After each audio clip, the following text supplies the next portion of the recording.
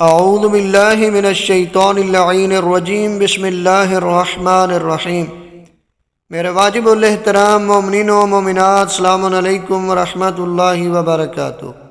مومنین کرام، امام جعفر صادق علیہ السلام کی بتائی ہوئی رزق کی ایک بہت ہی بہترین مؤثر ترین دعا آپ تک پہنچانے کی سعادت حاصل کرتے ہیں، جس کی برکت سے پروردگار آپ کے رزق میں اضافہ فرمائے گا، آپ کے رزق میں وسعت بھی ہوگی اور برکت بھی ہوگی۔ کیونکہ ایک شخص ہے جس کا نام ہے معاویہ بن عمار، وہ کہتا ہے کہ میں نے امام جعفر صادق علیہ السلام سے عرض کیا کہ مجھے وسعت رزق کی کوئی دعا تعلیم فرمائیں، تو امام علیہ السلام نے مجھ کو یہ دعا تعلیم فرمائی، اور میں نے وسعت رزق کے لیے اس سے بہتر کسی چیز کو نہیں پایا۔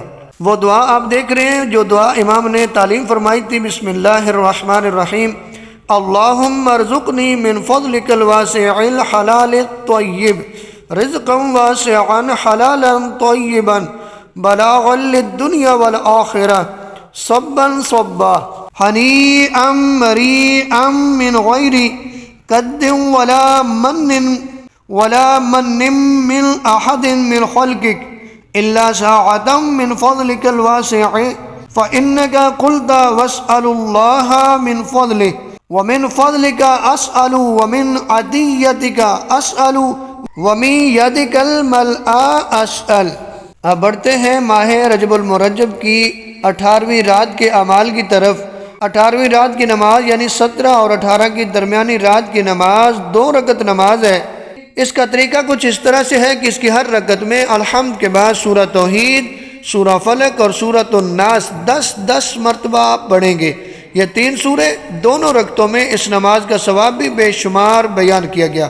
بڑی آسان سی نماز ہے، 2 رکعت نماز ہے۔ ہر رکعت میں الحمد کے بعد سورہ توحید، سورہ فلق اور سورہ ناس 10 مرتبہ آپ نے پڑھنی ہے، اور اس نماز کا ثواب بے شمار بیان کیا گیا۔ اب ذرا ماہ رجب المرجب کے روزوں کا ثواب سن لیں۔